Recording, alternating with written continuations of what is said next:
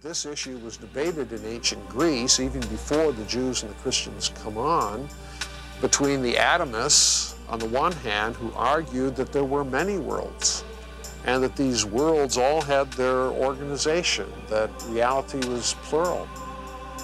When you get to Aristotle, who's really one of the dominant philosophers of ancient Greece, he says, no, there can only be one world, and he argued on the grounds of perfection, that perfect things are simple and they're unitary in character. Looking at liberal Protestants, and this is the area that we work with here in Berkeley, I can think of some of the most important theologians who have addressed it, such as Paul Tillich or Wolfhart Pannenberg,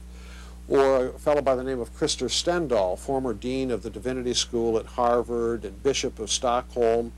Stendahl worked again on a NASA committee having to do with extraterrestrial life and said, you know, if we discover these beings in outer space, it'll just show me how big God's creation really is.